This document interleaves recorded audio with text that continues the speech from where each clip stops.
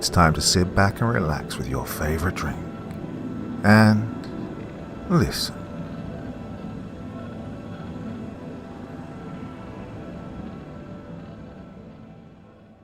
They by Jrubas. God damn it.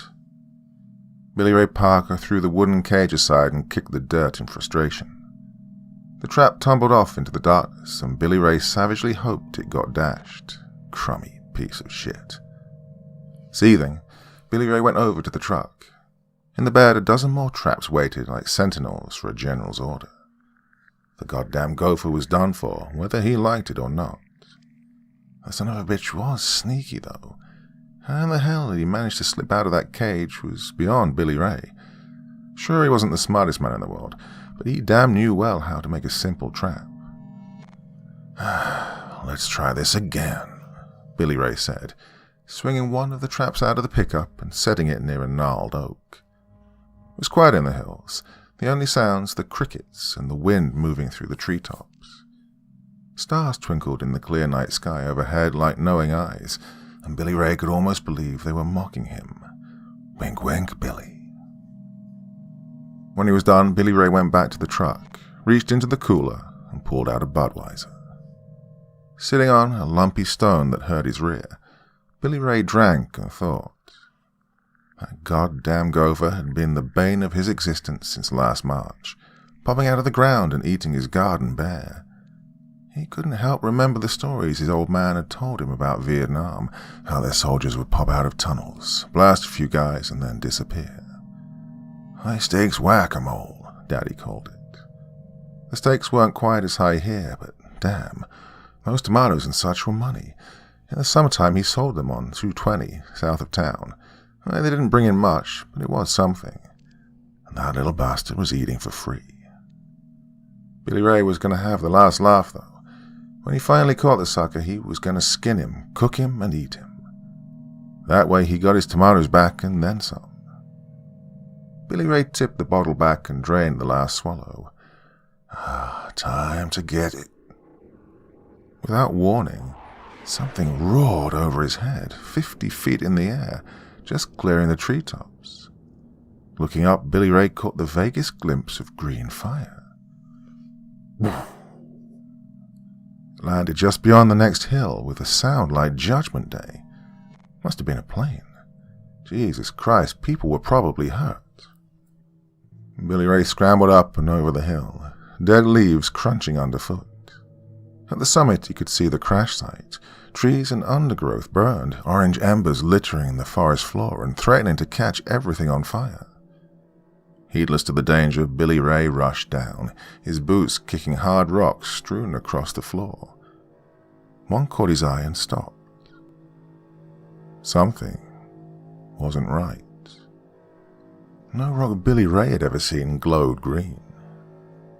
Bending over, he went to pick it up, then yanked his hand back when his fingertips touched blistering heat.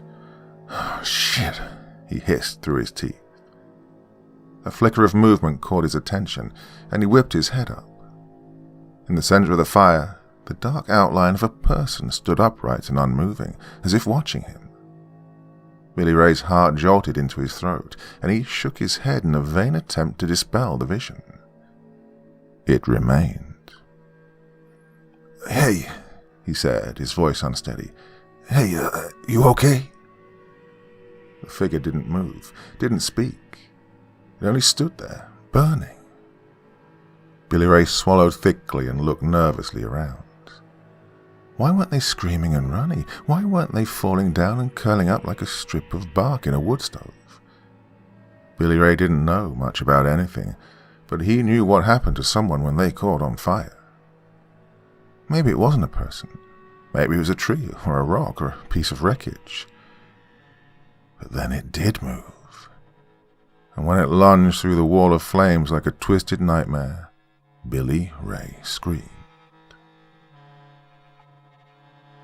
Kerry Peterson unlocked the front door of the yelping dog and stepped inside. Purpled shadows shrouded the bar and slipped between the tables like fog, and the familiar odor of stale beer and sawdust washed over him. There was something comforting in that smell, but something nagging as well, like a pebble in the bottom of your shoe that you just can't seem to find no matter how many times you turn it upside down and shake it. Pushing that thought away, Kerry snapped the light on, flooding the room with murky illumination. A long, scuffed bar flanked one wall, a mirror and shelves behind it, and a couple of booths stood against the one directly across from it. The tile floor was cracked in spots, and splotchy brown water stains spread across the ceiling. Once upon a time, those tiny imperfections bothered Kerry, but now he didn't care. As long as the place was still standing, whatever. Hanging up his coat, Kerry went behind the bar and plugged in the gaudy neon signs that flashed all day and most of the night. Bud, Coors, it's beer o'clock. When he was done, he clicked on the TV and dropped onto the stool he kept by the cash register. There were a million other things he could do, but, well, he'd get round to them. On the news, a blonde in a black blazer said something about apple harvest up in Burlington. The sound was low and he didn't care to raise it. Probably nothing serious anyway. Tall and good-looking, with sandy blonde hair, faded blue eyes, and rugged good looks, Kerry didn't look like the kind of guy who suffered from depression, but sitting here in this dark, dank little hellhole, that's exactly what he was. Depressed. In 2 months he'd be turning the big 3-0, and here he was, still trapped in Louisville, West Virginia, still living at home, in an apartment over the detached garage, but let's face it, that counted as home, and still running the bar like his father before him, God rest his soul. When he was a kid, Kerry was going to get the hell out of here one day. He was going to be a rock and roll singer, a movie actor, long-haul trucker, hell, anything but another old boy born, raised, and dead in Louisville. Only that didn't happen. Like generations of boys before him, he wound up stuck like a bug on flypaper. Dad died 4 years ago, and Mum couldn't make it on her own, so he stayed. He didn't resent her, or even the situation, because deep down he didn't think he wanted to leave. Louisville, isolated from the outside world by steep mountains, dense forest, and rushing rivers, had been his whole world for so long that he couldn't leave. He might as well try leaving being white or her man. With all the surgeries and chemical treatments out there, you'd have more luck. Outside, a blue pickup passed lazily by, going east on Main Street. Ahead, directly across from the bar, Hollow Road, flanked by shops and restaurants, stretched out toward Mount Jericho, eventually dipping, rising, and bending left out of sight. The last Kerry knew, the 2010 census, the population of Louisville was less than 2,000, and of all the people who came from it, not one ever made it big. No one from Louisville did anything. No governors, no TV stars, no generals, just a bunch of rednecks who lived and died in obscurity. And one day, he'd die that way too. Kerry sighed. He'd been thinking a lot about life lately.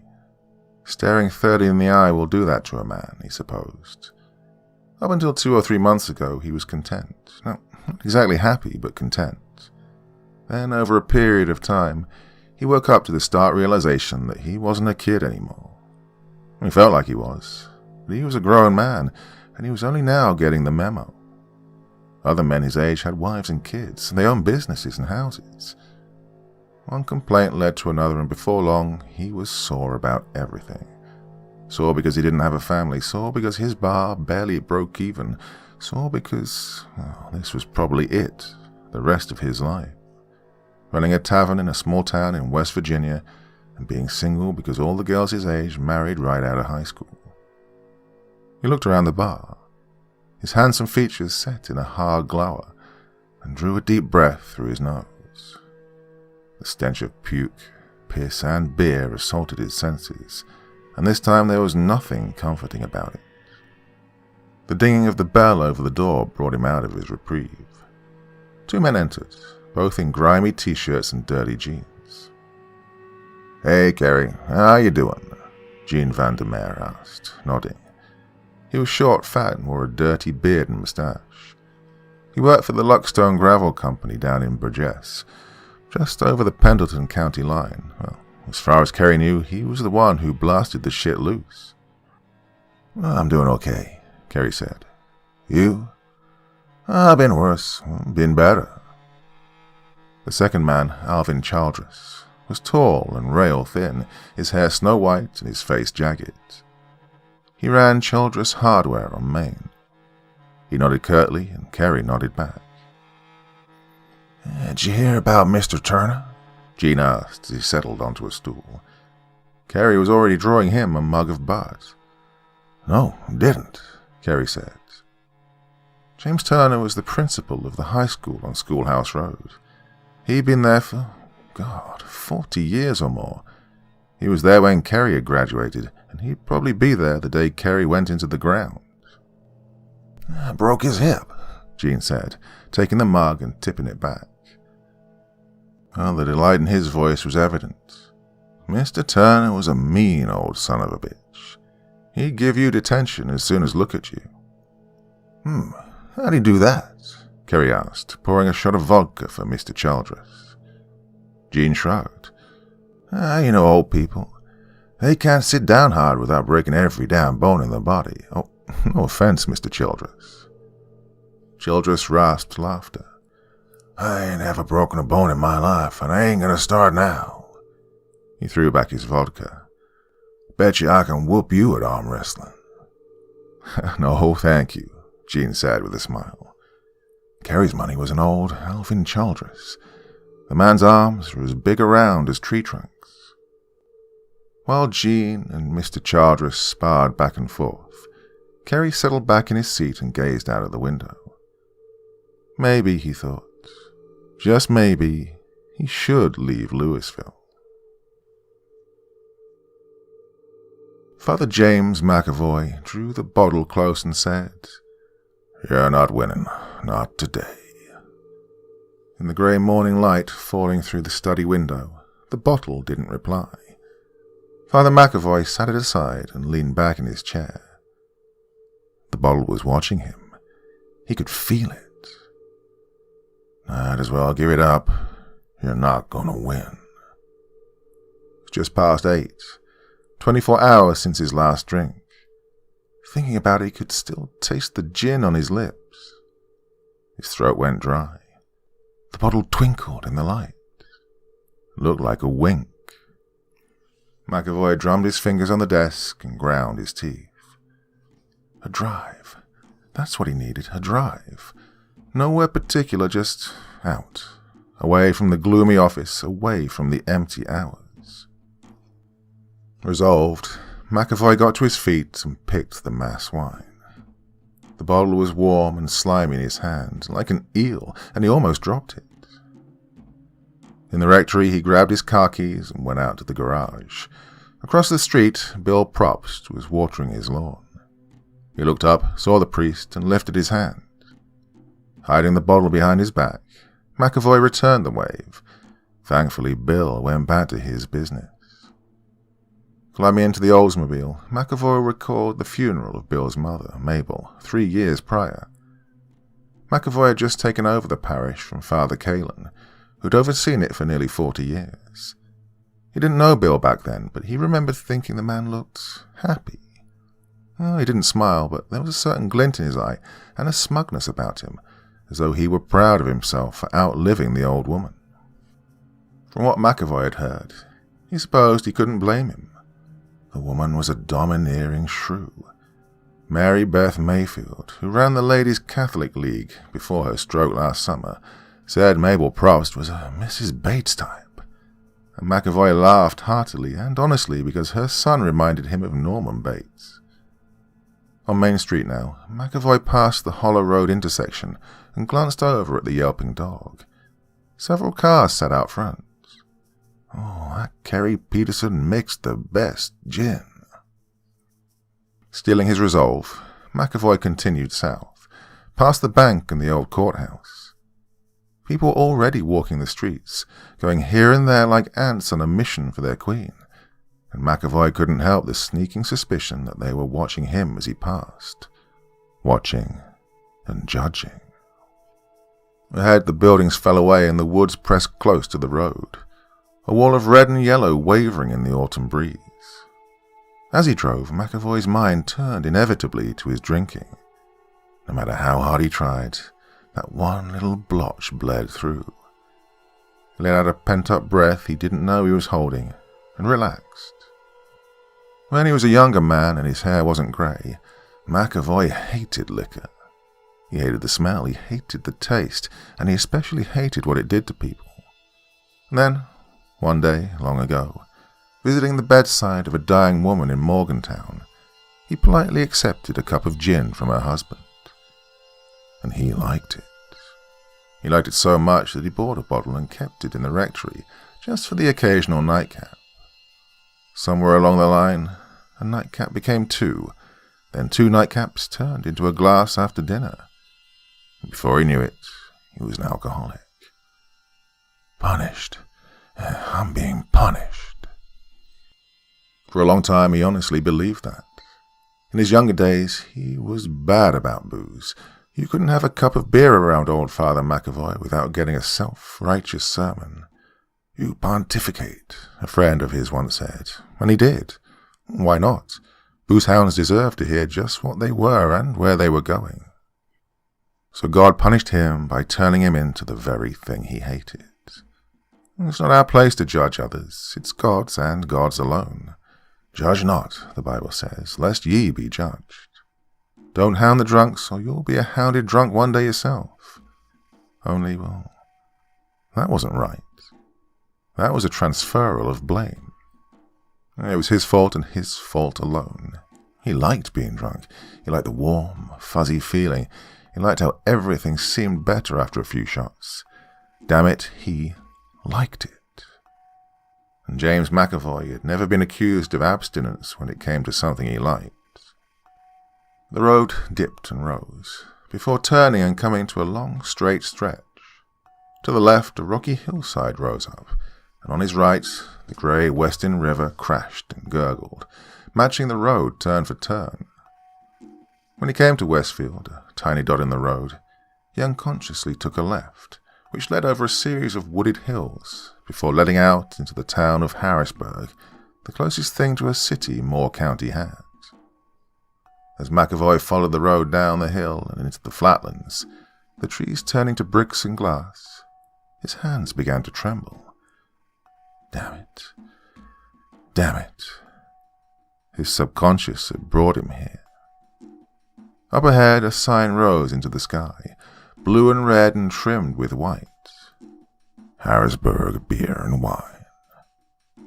McAvoy slowed.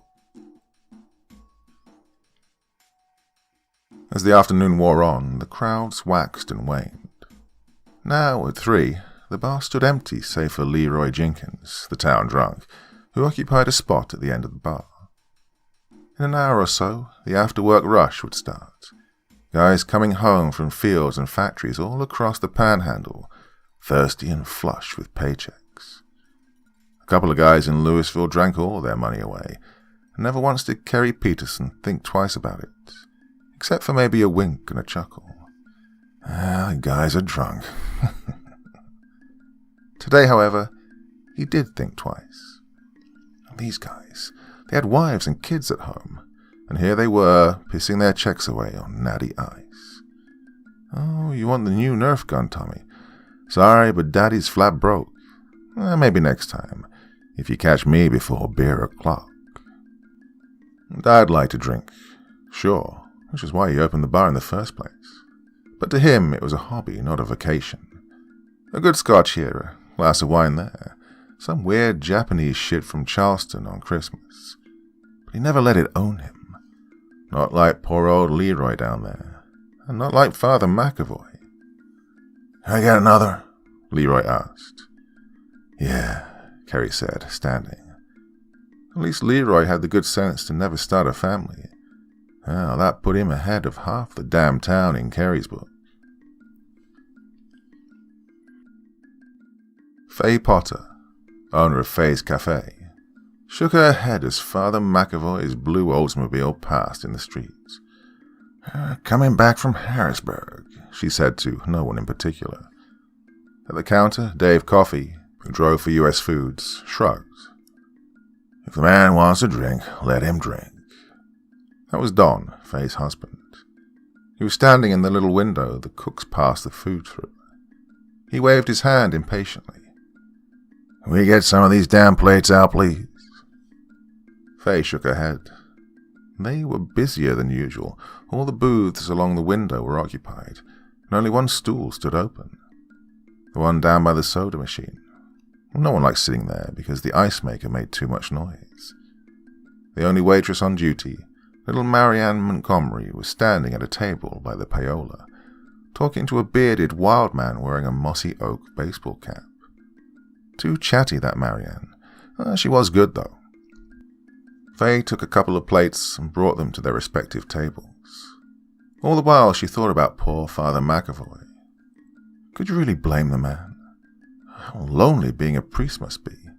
You couldn't marry, you couldn't have people over for reasons not having to do with religion, and you spent most of your time writing sermons and talking to people on their deathbeds. If a man wanted a cold beer after a long day, Faye didn't think any of it. But Father McAvoy wasn't just having a beer, or two, or even three. He was on the hard stuff.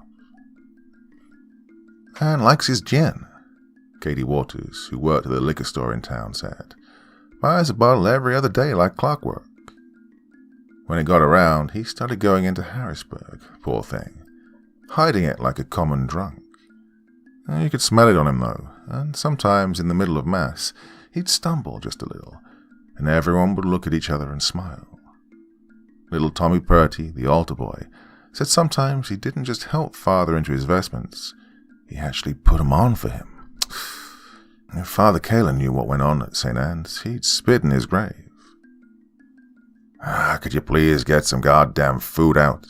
Don said, and the window was full again. I just did, Faye replied. Tell your freaking waitress to do her job, Don growled, and then disappeared. Faye sighed. Sometimes she could kill that man, just grab him by his scrawny old neck and squeeze. But she loved him, the bastard. At 10, Kerry Peterson closed down the bar and drove home through the empty streets of Louisville. The traffic light at the intersection of Main and Hollow blinked a steady and rhythmic tempo. Yellow, yellow, yellow. And the storefronts were all closed up tight. Even the Shell station on the corner of Main and Maple was dark. Old man Johnson, who owned it before his daughter carted him off on an assisted living facility, used to keep it open all night. If you wanted a pack of smokes or a tall boy, he was your guy. At Clyde Street, Kerry turned. The headlights washed across the faces of sleeping homes, all 2 stories, quaint and with tiny front lawns. His was at the last on the right. Killing the headlights so he didn't wake Mom, lightly asleep in front of the TV, the Tonight Show playing to an empty house. Kerry turned into the driveway and parked behind Mom's Cadillac. A soft light shone in the living room window. Killing the engine and cutting Luke Bryan off in mid-whine, Kerry got out and eased the door shut. Ahead, past the car, the garage loomed from the shadows, the white rolled top doors glowing brightly in the moonlight. The night was warm and breezy, and Kerry considered laying a blanket in the backyard and smoking a joint, like he did when he was a teenager. Well, that stuff didn't agree with him anymore, though. Made him groggy and... Inside, Mom screamed. Kerry froze, the muffled outcry throwing him momentarily off guard. When he recovered, he threw himself toward the porch, his heart slamming against his chest. Something was wrong. That wasn't the kind of scream you let out when you stubbed your toe. That was the kind of scream you let out when a prowler jumped at you from the shadows. More scared than he thought possible, Kerry ripped open the screen door and tried the knob. It was locked. Oh, God damn it, Mom, it's not the 70s anymore. Inside, the television was on, and Mom's armchair was empty. Mom! Kerry! She was in the hall, standing in front of the bathroom door and clutching her bathrobe closed at the throat. A short, wrinkled woman with bushy, faded brown hair. He was looking at me, she wailed, her lip quivering pitifully. What? Kerry asked, his heart still slamming. Who? The man.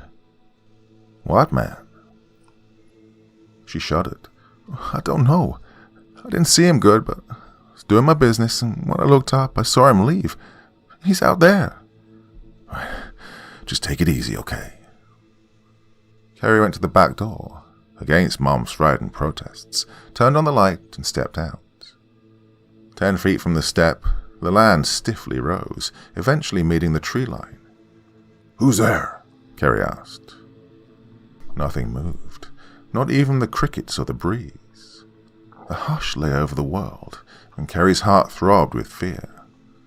Oh, you better get out of here or I'm calling the cops. He took a step forward. The bush under the bathroom rattled. Clenching his fists, Kerry went over to the bush. Come out of there, you mother. Something shot between Kerry's legs, startling him. Spinning on his heels, Kerry saw the raccoon disappear into the night. Inside, Mum was waiting at the door. Did you find him? Closing and locking the door, Kerry said, Yeah, I did. Oh, he's cute. Mum looked puzzled. Kerry told her about the raccoon. When he was done, Mum shook her head. That's not what I saw. I saw a person, Kerry. Oh, you don't know what you saw. You told me in the hallway. I said I didn't see him good, Mum said, getting defensive. But I know it was a person. Okay, Mom. Whatever. Kerry kissed her on the cheek and started to leave. What if he comes back? Mom worried. Give him a dish full of milk or something. Father James McAvoy poured the last slug of gin into a glass and raised it to his nose. The aroma was intoxicating, literally. It was late, somewhere around 11 o'clock, and the program he was listening to on the radio, Mark Hyvey's Super Hits, was wrapping up. Tommy James was dragging the line, without the chandelles, if McAvoy remembered correctly. In a few minutes, when Mike Harvey was off, he'd go to bed. Tomorrow he'd start over, and this time he wouldn't drive to Harrisburg like he did today. He'd sit right here in his office, prepare Sunday's Mass, read, and do anything but drink. Oh, I'm sorry, Lord, he thought. Even his inner voice was thick and slurred. Felt strange talking to God. McAvoy was fallen, but looking back over the past 3 years, his relationship with the big guy upstairs had been business only. Oh, what the hell happened to me? McAvoy thought. There was a time, and not that long ago either, when he was filled up with the Holy Spirit. Even as a drunk, he lusted for the word and way of God. He was passionate. But, well, ever since coming to Louisville. McAvoy took a long, slow drink. Tomorrow, he decided, he'd get help. He'd call the bishop. The church had rehab centers, beautiful country club-style buildings on lush green acres. There was one across the state line in Virginia, among the rolling hills and pasture land south of Harrisonburg. No matter what came, he'd get clean and come back. Maybe not to Louisville, but to somewhere. Tommy James gave way to station identification. WXYT, Staunton, Verona. Where's Cave? Little Richard came on singing Long Tall Sally. McAvoy remembered a time when people thought Little Richard, along with Elvis and Jerry Lee Lewis, constituted the unholy trinity of Satan. Oh, compared to the stuff on the radio today, Little Richard was practically Billy Gaither. More gin. Smack, smack. Oh, why was it that the things that were so good were so bad? One more swallow. No more gin. McAvoy got up and went to the bathroom. When he was done, he made his way into the kitchenette. Beyond the window over the sink, the night moved slow and ponderously. Beyond the graveyard, the omnipresent forest picked back up and stretched all the way into Virginia. McAvoy opened the fridge, grabbed a Tupperware container, and slapped leftover meatloaf onto a plate. He stood over the sink, forking cold hamburger into his face and watching the night. Suddenly, something moved. At first, McAvoy didn't realize it, and then it dawned on him. Someone, or something, was out there. McAvoy sat the plate down on the counter, caught it as it began to tip, and wound up shoving it into the sink. He looked up and nearly screamed. There, standing just on the other side of the window, so close he could reach out and touch it, was a terrible thing.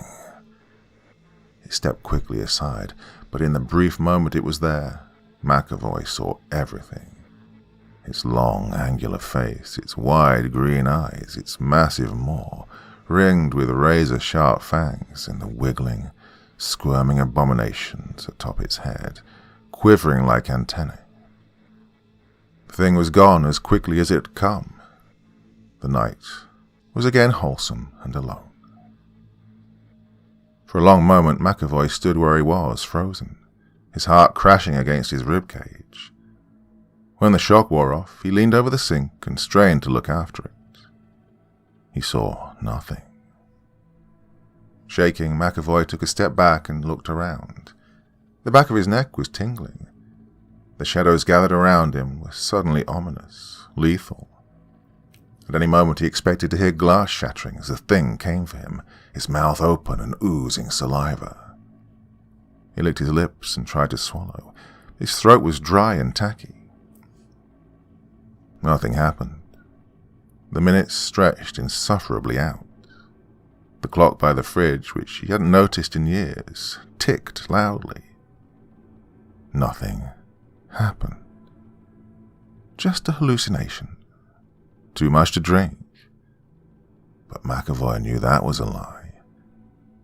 It was a demon, come to punish his sins. The mass wine was in the cupboard off the dining room. McAvoy took 2 bottles and went into his office. Marianne Montgomery switched the television set off at midnight and headed to bed, deftly navigating the darkened trailer. She'd been living in the Pine Hills Motor Court on Shiva Road for nearly 8 years now, and the mobile home was as familiar to her as the house she grew up in. In the bedroom, Marianne switched on the bedside lamp and used the attached bathroom. Faye wanted to open early tomorrow, 5 a.m., and Marianne was already up later than she should have been. Finished, Marianne went back into the bedroom and climbed into bed.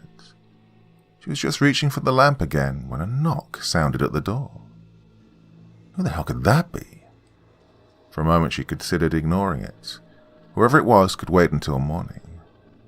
Thinking better of it, however, she got up and went to the door, moving slowly down the hall. No telling who it was. It could be important. The knock came again just as Marianne was unlocking the door.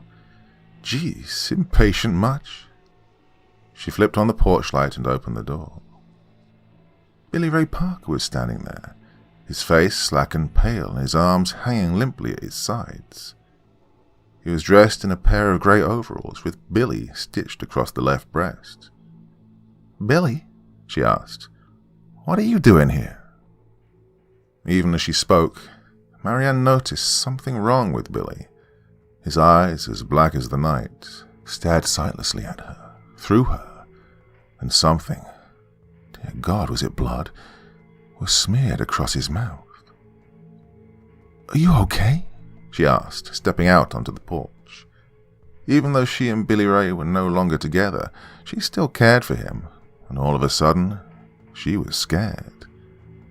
Did someone hurt him? He got 10 foot tall when he was drunk, but...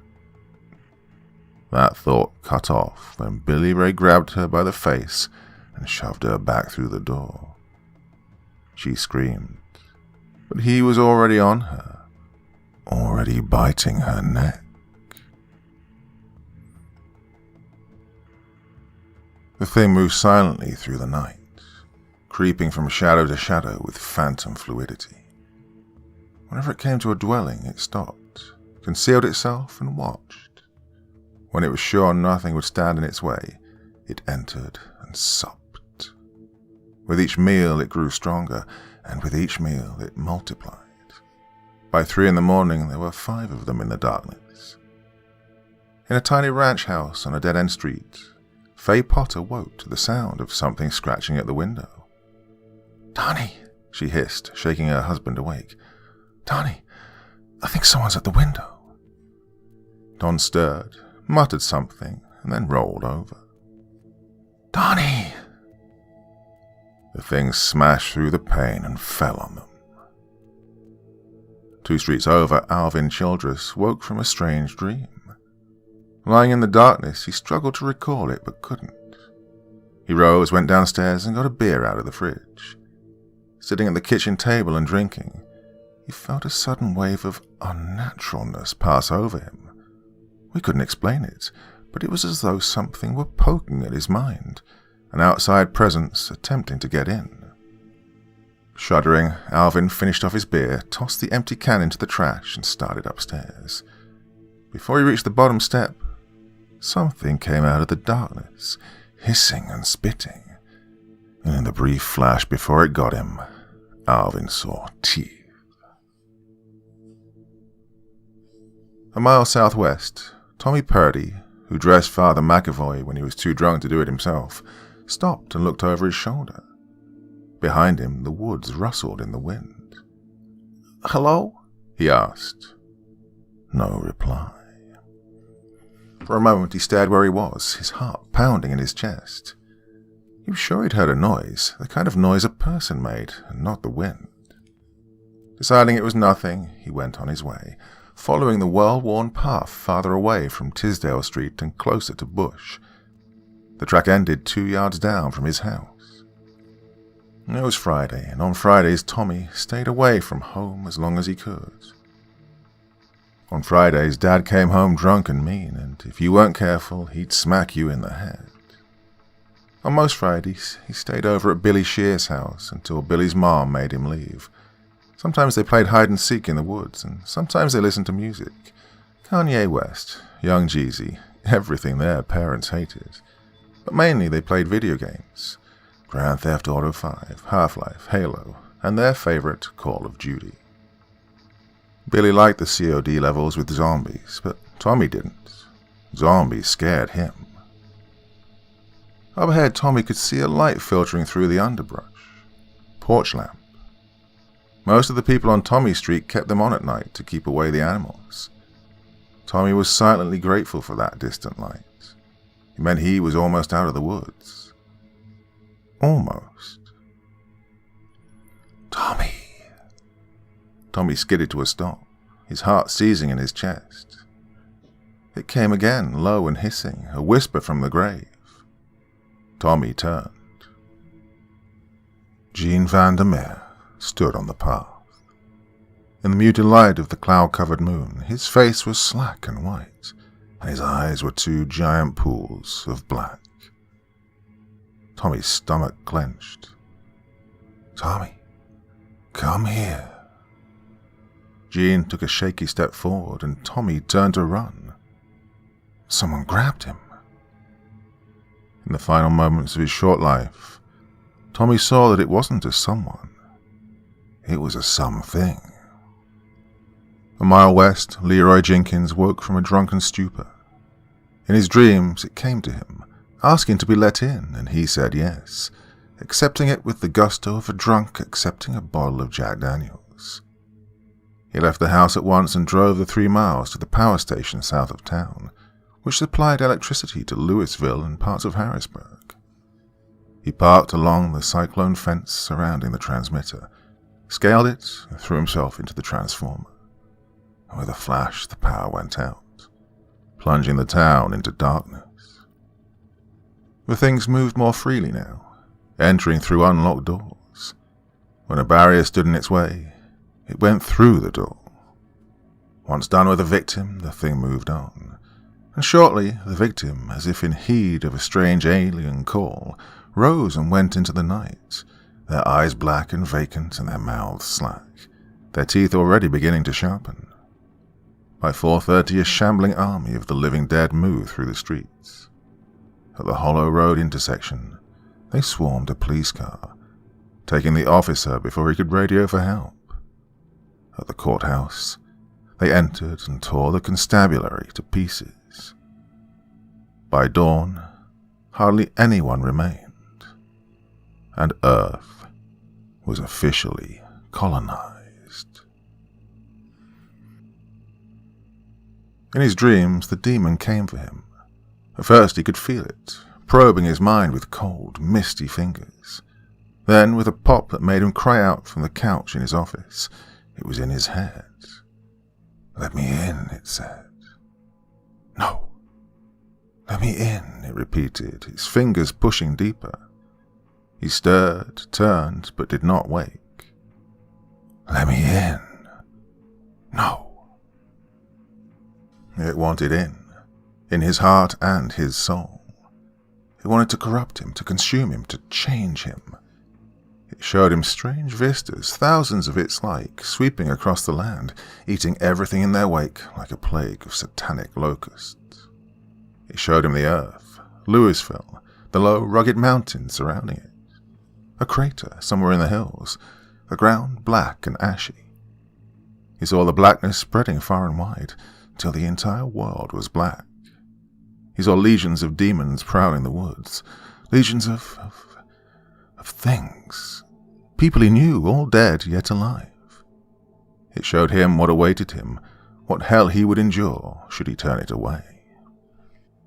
"Let me," it said, "serve me, worship me, become me." And in his sleep, Father James McAvoy whimpered. Kerry Peterson knew something was wrong the moment he woke up. The alarm clock on the nightstand was dark, and golden morning sunshine fell through the window, washing over the floor like lava. Oh shit, the power must have gone out, which meant he was late. Oh, damn it. Sighing, Kerry swung out of bed and shuffled to the bathroom. After peeing, he pulled on a fresh change of clothes and went downstairs. The day was bright, warm, and silent. At the back door he went to knock, but thought better of it and tried the handle. Unlocked. Kerry shook his head. Some people just never learned. Inside, the house was cast in shadows, all the blinds and curtains drawn against the day. "Mom," he called from the living room. "Power's out." No reply. At the bedroom door, Kerry knocked. "Mom, power's off." Still no reply. He opened the door, and the room was in semi-darkness. Mom was a lump on the bed, hidden entirely underneath the comforter. "Mom?" She didn't stir. Licking his lips, Kerry went to her, hoping, praying that she was all right. "Mom." Kerry reached out to touch her.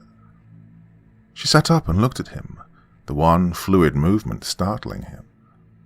Her eyes were inky black and, Jesus Christ, black blood trickled from the corner of her mouth. Kerry's heart sputtered. "Mom?"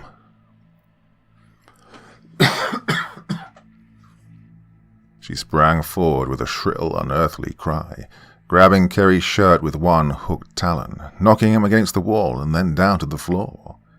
He screamed. She was on top of him now, her mouth open wide, fangs dripping saliva. She lunged for his throat, but he blocked her, snatching a handful of her hair and yanking her head back. She hissed, spat, and mewed. With his free hand, Kerry reached up and braced his feet against the metal leg supporting the mattress and box spring, hysterically hoping to find leverage. His questing fingers brushed the shade. It snapped up and sunlight flooded the room. Mom burst into flames. Screaming, she threw herself back against the bed, rolled, and sank to the floor, her small body already engulfed. Kerry, lungs bursting, scuttled into a sitting position just as she got to her hands and knees and started clawing mindlessly away in the direction of the door, the flame so bright that he had to raise one arm to shield his eyes. Halfway to the door, Mom gave one final shriek and collapsed, overcome by the flames. For a moment, Kerry was frozen in horror. Then his paralysis broke, and he was on his feet, stricken. The blanket! He snatched the blanket off of the bed and hurried to his mother's side. The flames had already dissipated, and what remained was a smoking black skeleton. An hour and a half later, still shaken, Kerry parked in the rear lot of St. Anne's. The old Gothic church stood starkly against the sky, its spires and stained-glass windows more morbid than usual. Since leaving home, Kerry had driven through the town twice, and had quickly come to the conclusion that something was horribly wrong. At the police station, the reception desk stood empty. He rang the bell on the countertop, but nobody came. The rest of the courthouse, too, was deserted, the halls echoing as he walked. Along Main, all of the storefronts were dark. No one passed in the street. No one passed on the sidewalk. Sighing, Kerry got out and started toward the rectory. Before he was even halfway, the door opened, stopping him dead in his tracks. Instead of another thing, it was Father McAvoy, squinting against the glare of the sun. His thin white hair stuck out at odd ankles, and his face was sunken, giving his eyes the appearance of bulging. His clothes hung loosely on his frame. "Father?" McAvoy nodded. "What brings you here?" he asked. Kerry hadn't attended Mass in 12 years, long before McAvoy took over. Kerry opened his mouth to speak, but closed it again. The scene in Mum's bedroom flitted through his head. Her eyes, her fangs, the way she exploded when the sunlight hit her. How could he possibly begin to tell Father McAvoy, a virtual stranger, what had happened? "Something strange is going on." McAvoy didn't seem surprised. "I know." Kerry didn't speak. "Don't ask me how. I know. But I know. Come in." They sat in the den just off the hall, a tiny nook crammed with 2 armchairs, a gleaming oak coffee table, and a love seat. Father McAvoy sat in one of the chairs while Kerry took the sofa. For a long time, the old priest sat in contemplation, stroking the bottle of Mass wine between his legs.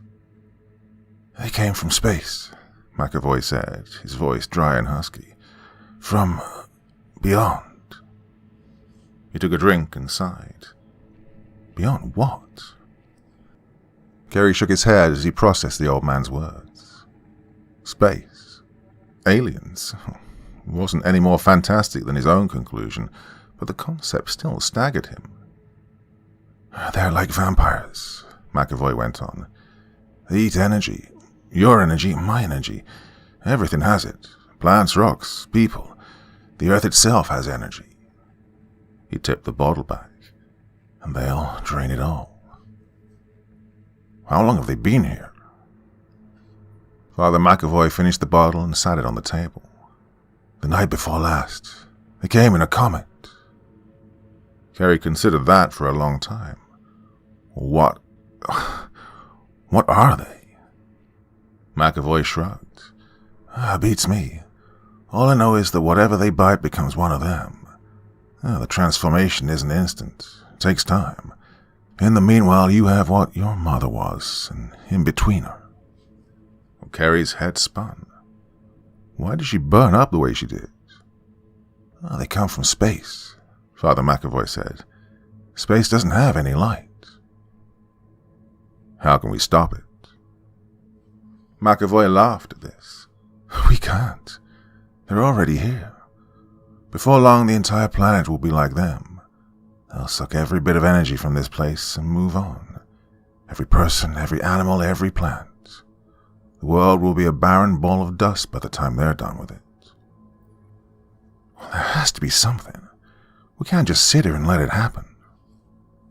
McAvoy smiled. To Kerry, his eyes seemed to cloud even more than they already were. All we can do is accept the change. Let him into our hearts. Bend our knees. They can protect us. They can save us. We have our uses to them. Oh, you're with them.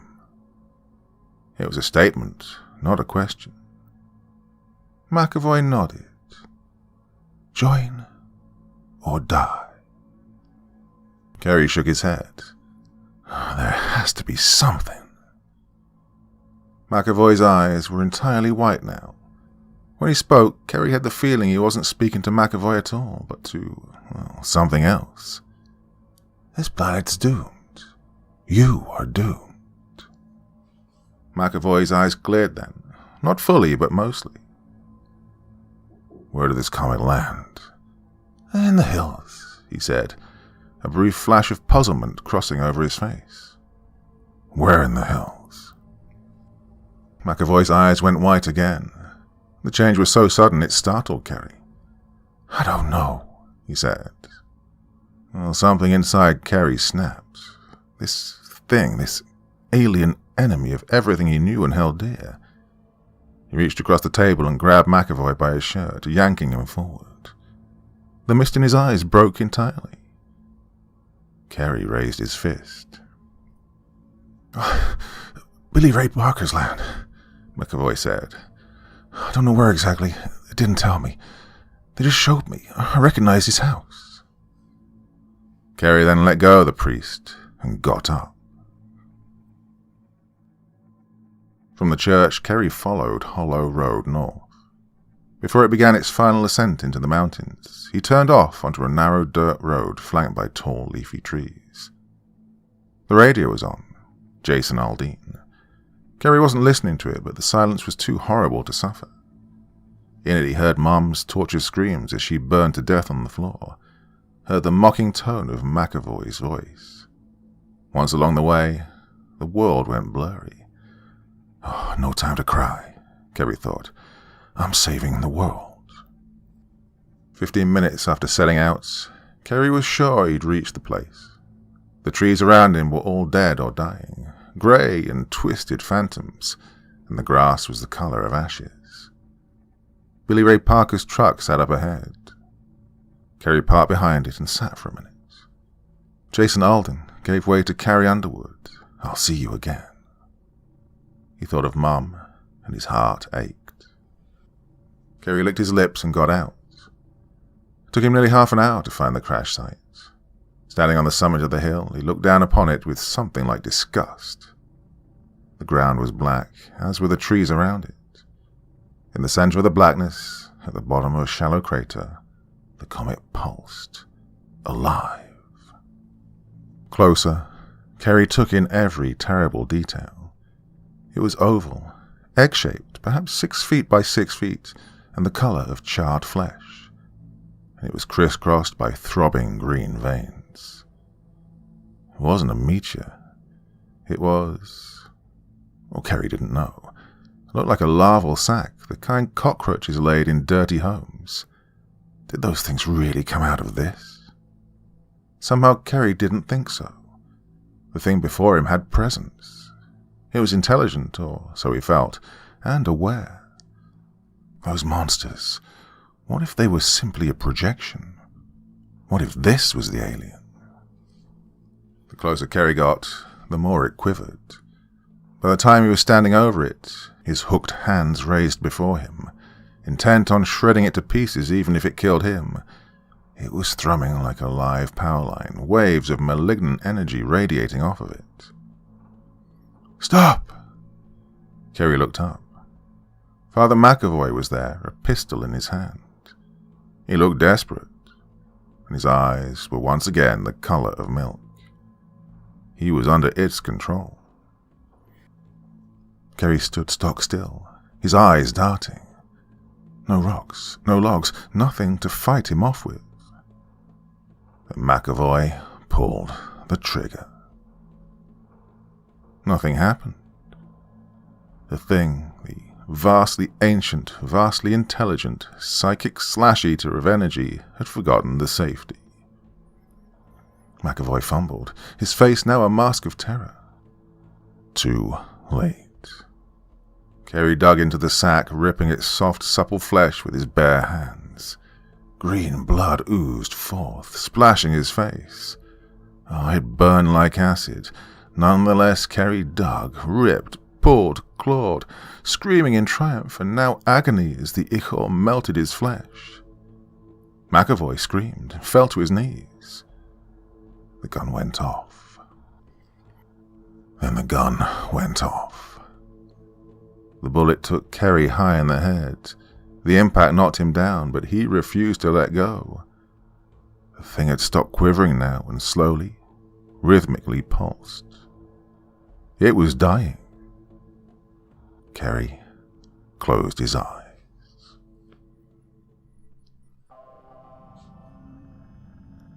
In their hidey holes, the thing shrieked and turned to dust.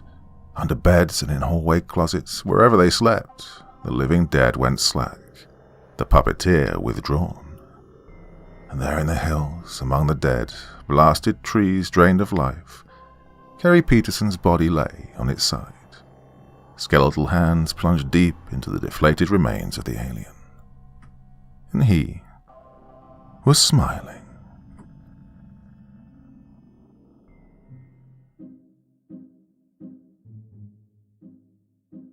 Yeah, suck on that, aliens.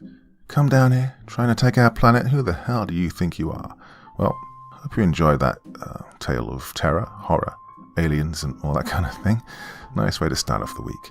Well, that was a great one. Really, really loved that. And I hope you did too. Thoughts, feelings, comments, anything in the comment section of the video, and as ever, I'll do my best to join in the discussion. Right, that's enough for one evening. So then, my dear friends, very sweet dreams, and bye-bye.